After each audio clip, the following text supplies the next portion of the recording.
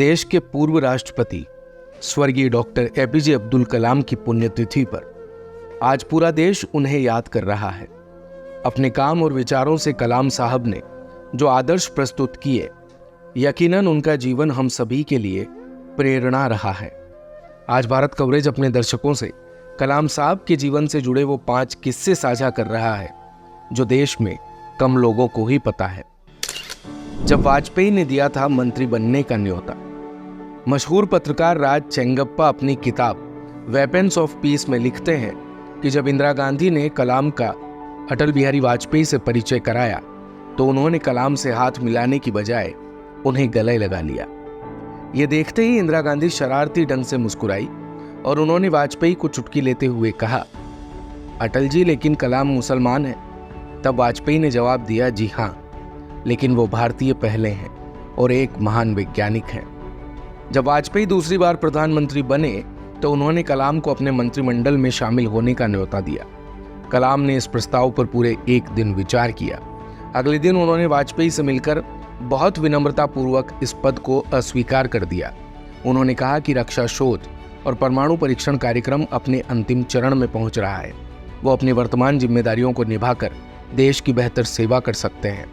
2 महीने बाद पोखरण में परमाणु विस्फोट के बाद ये स्पष्ट हो गया कि कलाम ने वो पद क्यों नहीं स्वीकार किया था।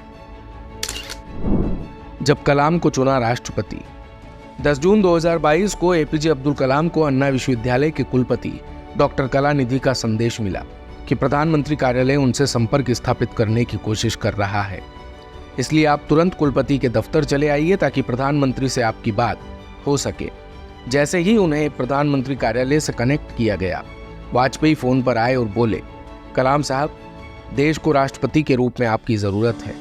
कलाम ने वाजपेयी को धन्यवाद दिया और कहा कि इस पेशकश पर विचार करने के लिए मुझे 1 घंटे का समय चाहिए। वाजपेयी ने कहा, आप समय जरूर ले लीजिए, लेकिन मुझे आपसे हाँ चाहिए, ना नहीं।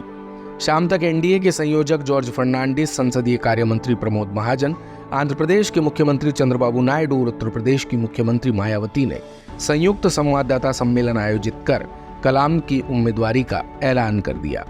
जब डॉक्टर कलाम दिल्ली पहुंचे तो हवाई अड्डे पर रक्षा मंत्री जॉर्ज फर्नांडिस ने उनका स्वागत किया।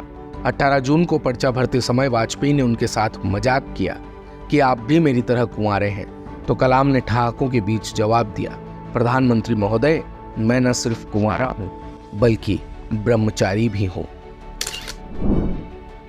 कलाम सूट बनने की कहानी। कलाम के राष्ट्रपति बनने के बाद सबसे बड़ी समस्या ये आई कि वो पहनेंगे क्या। बरसों से नीली कमीज और स्पोर्ट्स शूज पहन रहे कलाम राष्ट्रपति के रूप में तो वो सब नहीं पहन सकते थे।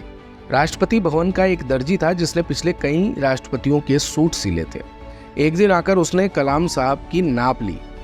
कलाम के जीवनकार और सहयोगी अरुण तिवारी अपनी किताब एपीजे अब्दुल कलाम लाइफ में लिखते हैं कि कुछ दिनों बाद दर्जी कलाम के लिए 4 नए बंद गले के सूट लेकर के आया। कुछ ही मिनटों में हमेशा लापरवाही से कपड़े पहनने वाले कलाम की काया ही बदल गई। लेकिन कलाम इससे खुद खुश नहीं थे। उन्होंने कहा कि इसमें तो सांस ही नहीं ले सकता, क्या इसके कट में कोई परिवर्तन किया जा सकता है। परेशान दर्जी सोचते रहे कि क्या किया जाए। कलाम ने खुद ही सलाह दी कि इसे आप गर्दन के पास से थोड़ा सा काट लीजिए। इसके बाद से ये सूट कलाम सूट कहा जाने लगा।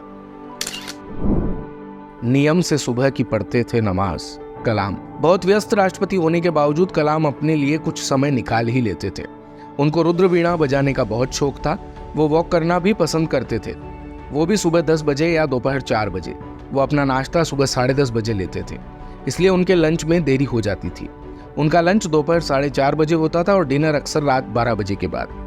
डॉक्टर कलाम धार्मिक मुसलमान थे और हर दिन सुबह यानी फज्र की नमाज पढ़ा करते थे।